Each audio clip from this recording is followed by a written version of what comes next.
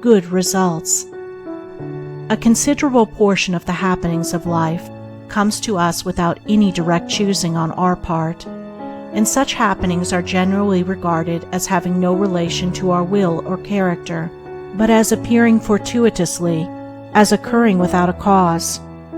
Thus one is spoken of as being lucky and another unlucky, the inference being that each has received something which he never earned, never caused. Deeper thought and a clearer insight into life convinces us, however, that nothing appears without a cause, that cause and effect are always related in perfect adjustment and harmony. That being so, every happening directly affecting us is intimately related to our own will and character, is indeed an effect justly related to a cause having its seat in our consciousness. In a word, involuntary happenings of life are the results of our own thoughts and deeds. This, I admit, is not apparent on the surface, but what fundamental law, even in the physical universe, is so apparent? If thought, investigation, and experiment are necessary to the discovery of the principles which relate one material atom to another, even so are they imperative to the perception and understanding of the mode of action which relate one mental condition to another, and such modes, such laws, are known by the right doer, by him who has acquired an understanding mind by the practice of true actions. We reap as we sow. Those things which come to us, though not by our own choosing, are by our own causing.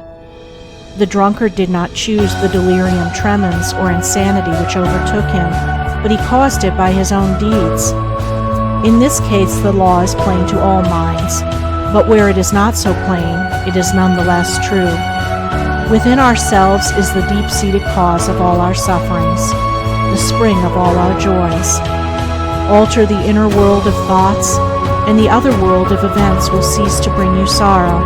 Make the heart pure, and to you all things will be pure, all occurrences happy and in true order. Within yourselves deliverance must be sought. Each man his prison makes. Each hath such lordship as the loftiest ones. Nay, for with powers above, around, below, as with all flesh and whatsoever lives, act maketh joy or woe. Our life is good or bad, enslaved or free, according to its causation in our thoughts. For out of these thoughts spring all our deeds, and from these deeds come equitable results. We cannot seize good results violently, like a thief, and claim and enjoy them, but we can bring them to pass by setting in motion the cause within ourselves. Men strive for money, sigh for happiness, and would gladly possess wisdom, yet fail to secure these things, while they see others to whom these blessings appear to come unbidden. The reason is that they have generated causes which prevent the fulfillment of their wishes and efforts. Each life is a perfectly woven network of causes and effects, of efforts or lack of efforts, and results, and good results can only be reached by initiating good efforts, good causes. The doer of true actions, who pursues sound methods, grounded on right principles, will not need to strive and struggle for good results. They will be there as the effects of his righteous rule of life. He will reap the fruit of his own actions, and the reaping will be in gladness and peace. This truth of sowing and reaping in the moral sphere is a simple one, yet men are slow to understand and accept it. We have been told by a wise one that the children of darkness are wiser in their day than the children of light. And who would expect, in the material world, to reap and eat where he had not sown and planted? Or who would expect to reap wheat in the field where he had sown tares, and would fall to weeping and complaining if he did not? Yet this is just what men do in the spiritual field of mind and deed. They do evil and expect to get from it good, and when the bitter harvesting comes in all its ripened fullness, they fall into despair and bemoan the hardness and injustice of their lot, usually attributing it to the evil deeds of others, refusing even to admit the possibility of its cause being hidden in themselves, in their own thoughts and deeds. The children of light, those who are searching for the fundamental principles of right living, with a view to making themselves into wise and happy beings, must train themselves to observe this law of cause and effect in thought, word, and deed, as implicitly and obediently as the gardener obeys the law of sowing and reaping. He does not even question the law. He recognizes and obeys it.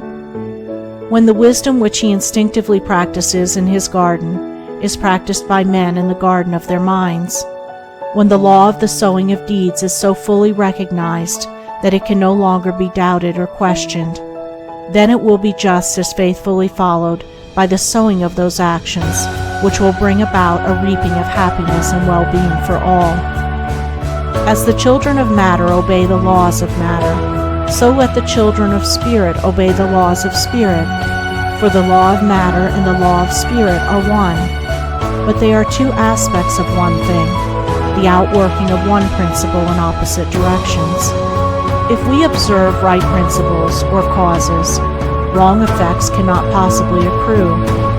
If we pursue sound methods, no shoddy thread can find its way into our web of life, no rotten brick enter into the building of our character to render it insecure. And if we do true actions, what but good results can come to pass? For to say that good causes can produce bad effects is to say that nettles can be reaped from a sowing of corn. He who orders his life along the moral lines thus briefly enunciated will attain to such a state of insight and equilibrium as to render him permanently happy and perennially glad. All his efforts will be seasonally planted. All the issues of his life will be good.